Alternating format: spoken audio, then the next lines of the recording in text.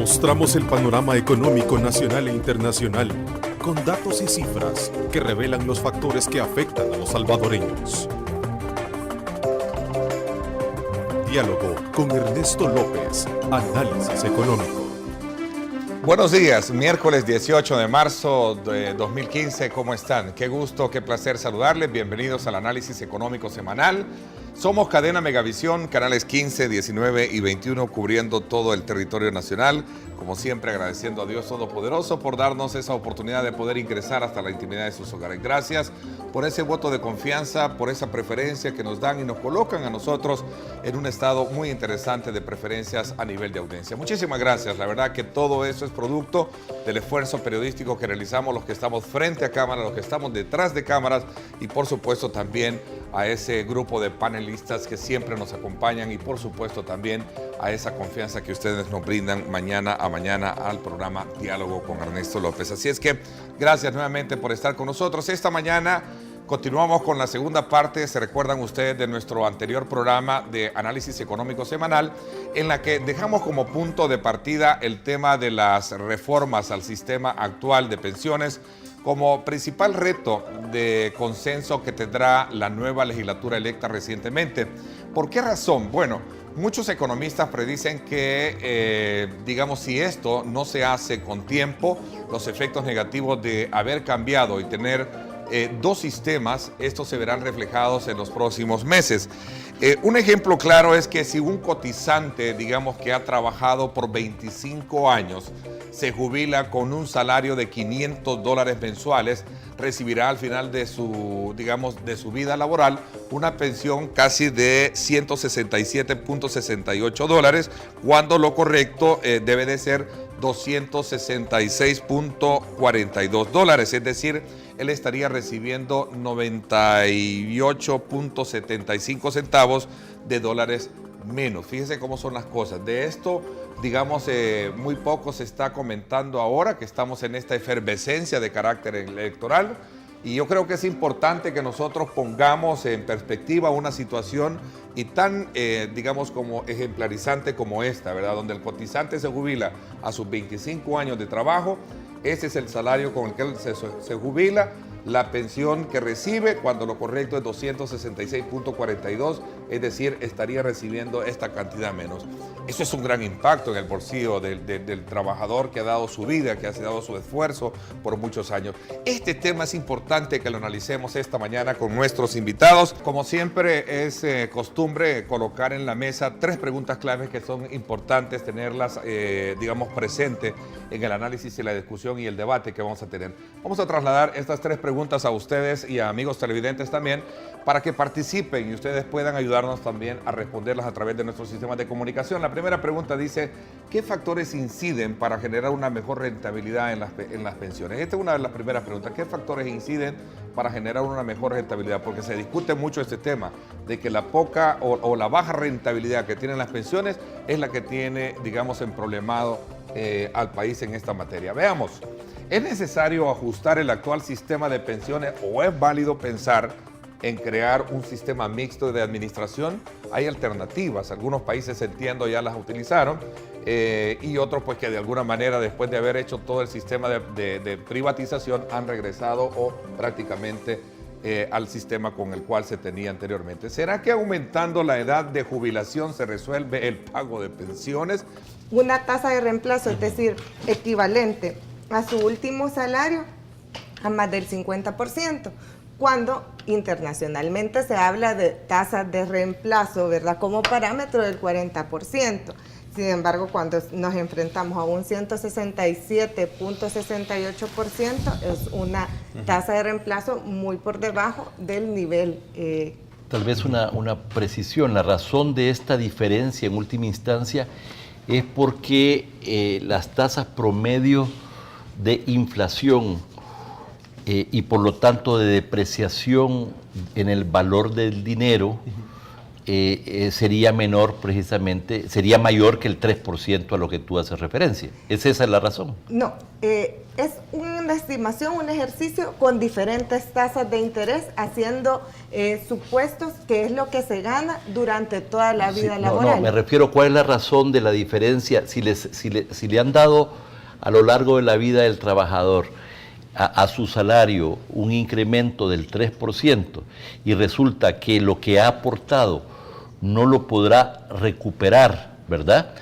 Se debe a que el ritmo de inflación promedio a lo largo de su vida de cotizante ha sido mayor que el rendimiento que se le paga. Creo de que el gran enemigo de los ahorros, cualquiera que sea su forma, pensiones o ahorros bancarios, es la inflación.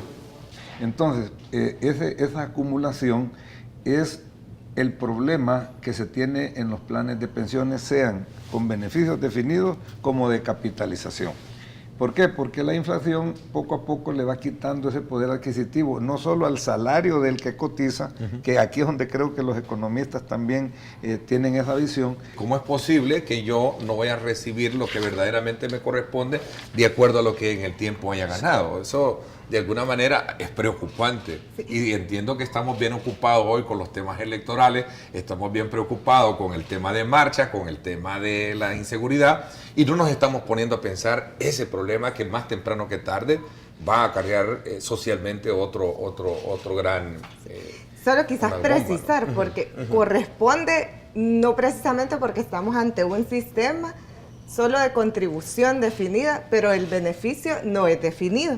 ¿Ustedes creen que había necesidad de prestar, por decir, si hubiera sido exitoso el proyecto del puerto Cutuco, ir a préstamos a Japón, que son 140 millones de dólares, cuando aquí tenemos 8.000 millones de dólares embancados? A ver, Alberto. Quiero hacer referencia al exitoso proceso de titularización de CEPA para financiar precisamente el proyecto de rehabilitación, modernización. Pero con fondos de pensiones. Con los fondos de pensiones a través de las titularizadoras, ¿verdad? Nosotros pusimos a competir la opción de la titularización con la posibilidad también de un préstamo. En 2006 idearon este mecanismo que permite, ¿verdad?, tomar fondos de pensiones, emitir títulos y tomar fondos de pensiones prestados, ¿verdad?, para pagar las pensiones del anterior sistema. Que al hablar de rentabilidad, ¿verdad?, y de los ahorros, solo nos estamos refiriendo a un cuarto de la población económicamente activa. El sistema no va a superar un problema estructural del trabajador. Sin embargo, sí es una preocupación inherente a la seguridad social, correcto, y a la protección social que tiene que brindar el Estado. Es preocupación. Y luego la otra cosa, que las tasas de reemplazo, o sea, las pensiones iban a ser mejores. Hay documentación procedente del país de referencia, que es Chile, donde el diferencial del 1% afecta en 5 o 6 puntos la tasa de reemplazo. Yo creo que el comentario no es correcto, de que el Estado hizo eso para tener dinero barato. No creo que esa era la intención. Eso se hizo porque no había para pagar las pensiones del sistema antiguo. El presidente Flores comenzó a emitir bonos para pagar pensiones. Tenemos 12 años de llevar esa crisis. Lo voy a encadenar así, para hacer lo más sencillo posible. Okay. Las AFP arrancan en el 98. En el 2001, el presidente Flores comienza a emitir bonos para pagar deuda. Y entre el 2001, para pagar pensión, entre el 2001 y el 2004 son 611 millones de dólares la venta de bonos. Luego llega el gobierno de Saca. Ya no hay recursos. El FMLN no da los votos por los bonos. Se le complica y se inventan el fideicomiso, que es endeudamiento. Y yo creo que hay muchas instituciones que tienen un carácter aparentemente académico, pero actúan políticamente. Miren lo que decía un estudio elaborado por FUSAB en agosto del 2007. El déficit de pensiones no conduce a una crisis fiscal. ¿Nos engañaron con el sistema de privatización o fallamos en la proyección de haberlo acotado cuando otros países tienen otro tipo de modelos? Probablemente el cambio más importante deberá ser el alza gradual de la edad mínima de retiro y al mismo tiempo equilibrar la edad para hombres y mujeres.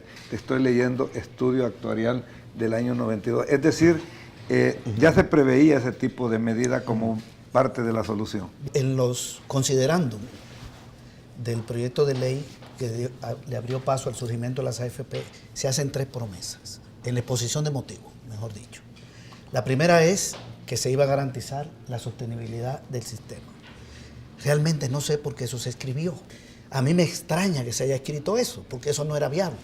Entonces, en el 2006 es tan grave la situación que viene el fideicomiso. El fideicomiso es volver al sistema antiguo, sin reconocerlo.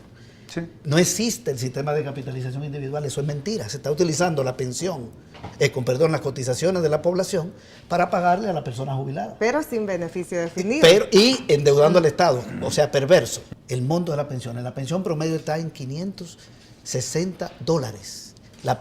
La de vejez, las otras ni la menciono.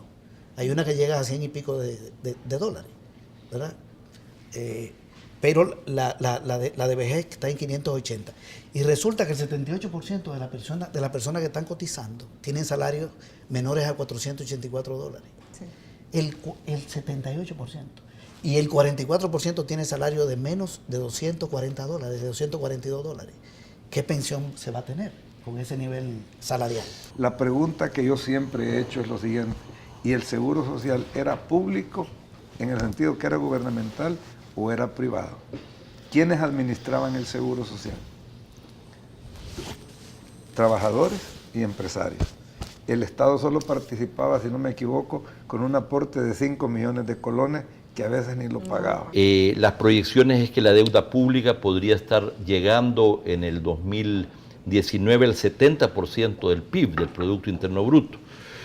Y en un 85% en el 2024. Enfrentar esta problemática solo con la reforma del sistema de pensiones, no. Sino también se necesita transformar la economía en una economía con niveles de inversión privada y pública mucho mayores para poder pasar a tasas de crecimiento de unos 5 o 2% a tasas de crecimiento del 5 o 6%. Por ejemplo, tenemos 800.000, casi 800.000 personas que trabajan por cuenta propia. ¿Qué se puede hacer para que aporten de sus ingresos o de sus utilidades? Pues son personas que tienen sus ganancias a la seguridad social. Habría que modificar la ley de AFP para seguir hacer 2 cosas. Creo que hay que bajar la comisión. El gobierno anterior la bajó de 21% a 17% y las AFP siguen ganando $20 millones. No han perdido. La ganancia incluso es mayor. Cada 100 personas que cotizan, este es un último dato que quiero dar, de cada 100 personas que cotizan, 98 lo hacen en las AFP y 2 en el sistema público.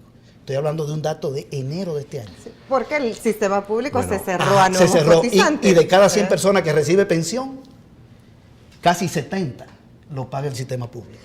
Si el sistema privado no maximiza la rentabilidad, ¿verdad?, para los trabajadores, es un sistema que pierde legitimidad y pierde buena parte de su razón de ser. Gracias por acompañarme.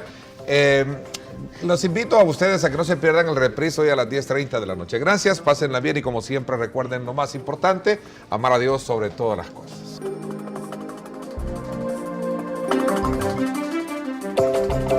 Mostramos el panorama económico nacional e internacional con datos y cifras que revelan los factores que afectan a los salvadoreños.